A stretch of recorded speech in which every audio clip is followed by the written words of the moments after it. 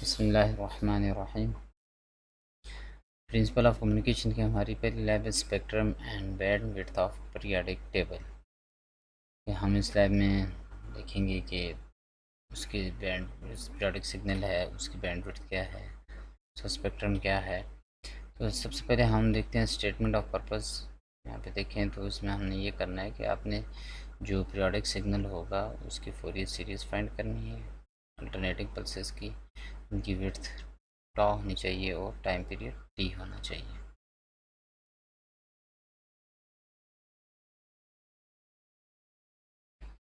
और इसके अलावा फिर हमने क्या करना है कि देखते हैं find out whether the band width depends on pulse width और टाइम पीरियड।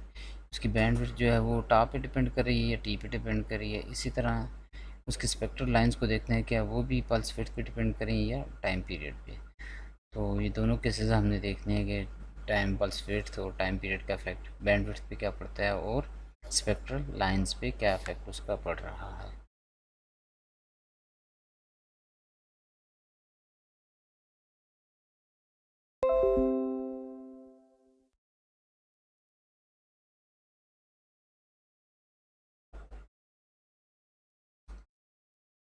सबसे पहले हम देख लेते हैं कि फोरियर सीरीज़ क्या होती है। तो हमारे पास पीरियोडिक सिग्नल हैं और ए पीरियोडिक सिग्नल्स हैं। तो जब हम फ्रिक्वेंसी डोमेन में जा रहे होते हैं टाइम डोमेन से, तो हमारे पास अगर पीरियोडिक सिग्नल है तो हम उसके लिए फोरियर सीरीज़ लेते हैं। और अगर हमारे पास ए पीरियोडिक सिग्नल है तो हम उसकी जो है हम फोरियर ट्रांसफॉर्म लेते हैं।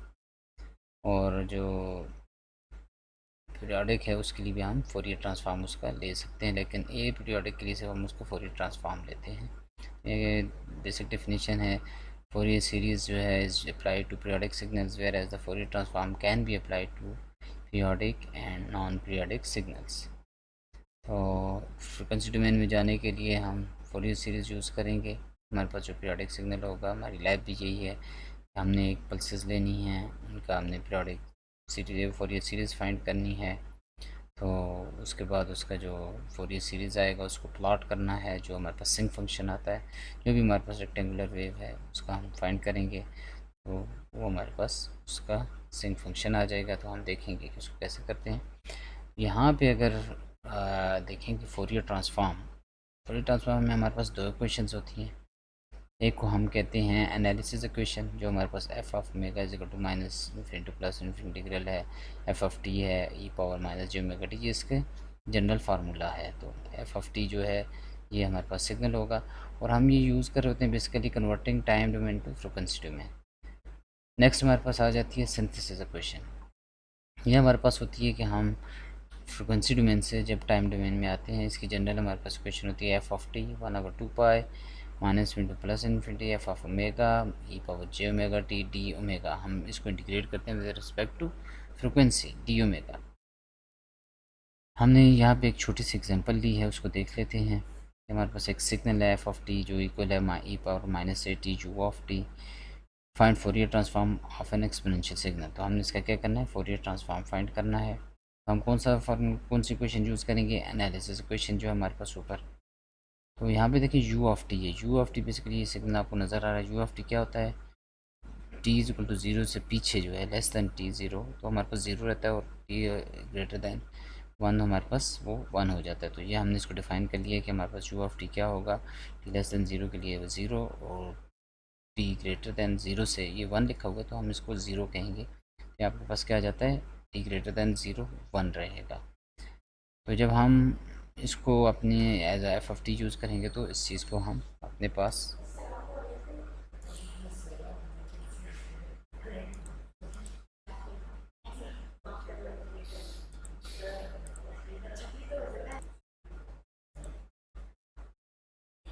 तो हम जब इसको अप्लाई करेंगे यू ऑफ टी को अपने सिग्नल पे, तो यू ऑफ टी क्या होगा, जैसे हमारा माइनस इन्फिनिटी प्लस इन्फिनिटी, तो ये अप्लाई करने की ज़रूरत नहीं है क्योंकि टी लेस दैन ज़ीरो के लिए ये ज़ीरो होता है सिग्नल, तो ये सारे फंक्शन को ज़ीरो कर देगा। तो हम क्या करते हैं कि यू ऑफ टी को वन रखते हैं, कहाँ से, ज़ीरो से आगे इसको यूज़ करेंगे। तो ये आप देख सकते हैं कि हमने सिग्नल को यू ऑफ टी को वन रखा है, कहाँ से, ज़ीरो से लेकर माइनस इन्फिनिटी तक, ये जो आपको नज़र आ रहा है ये।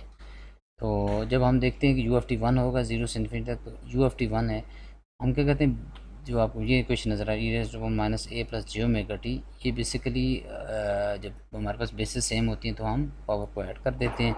यहाँ पे हमने ऐड अप किया तो हमारे पास उसको इंटीग्रेट किया, तो एक्सपोनेंशियल को इंटीग्रेट करेंगे तो वो हमारे पास आ जाता है 1 ओवर ए प्लस जे ओमेगा, और हम ई पावर का जो भी है उसकी इंटीग्रेशन वही रहती है। बाकी बस ये होता है कि आपको पावर जो होती है ई पावर की वो हम डिवीजन में ले लेते हैं, और ई पावर माइनस ए प्लस ज्योमेट्री हम लिमिट पुट करते हैं 0 से इन्फिनिटी। जब हम इसको पुट करेंगे तो e raise to power zero, मतलब कि जब टाइम ज़ीरो होता है तो ये, क्योंकि अगर आप एक्सपोनेंशियल डिकेइंग सिग्नल देखें तो ये मैक्सिमम वैल्यू पे होता है, तो ये basically e raise to power minus zero zero होता है। E raise to power zero अब बस 1 हो जाएगा, और e raise to power minus infinity 0 हो जाएगा। तो अगर आप सिग्नल को देखेंगे विद रिस्पेक्ट टू टाइम वो ज़ीरो की तरफ जा रहा था एक्सपोनेंशियल डिकेइंग सिग्नल, तो इन्फिनिटी पे जाके वो ज़ीरो हो जाता है, हमारे पास बच जाते हैं 1/a plus J omega for a greater than 0। तो ये हमारे पास फोरियर ट्रांसफॉर्म आ जाती है सिग्नल की। अब इसी फार्मूला को हम यूज़ करेंगे अपनी जो रेक्टेंगुलर वेव है उस पर।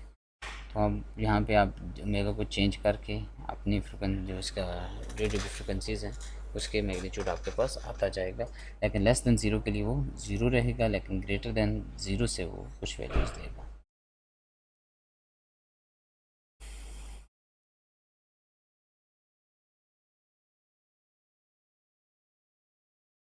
अच्छा जी, अब आपने क्या करना है कि हमने फोरियर कोफिशिएंट्स फाइंड करने हैं आपके पास, क्योंकि जो भी कुछ सिग्नल होता है उसके आपके पास अल्टरनेटिव सिग्नल है, कोई भी रेक्टेंगुलर सिग्नल है तो उसके कोफिशिएंट्स होते हैं। कोफिशिएंट्स का मतलब ये है कि आपके पास जो रेक्टेंगुलर वेव बन रही है वो बेसिकली हार्मोनिक्स होते हैं, साइन वेव कॉस वेव के हार्मोनिक्स होते हैं, उसके कुछ कोफिशिएंट्स होते हैं, वो कोफिशिएंट्स हमने फाइंड करने हैं मैटलैब में।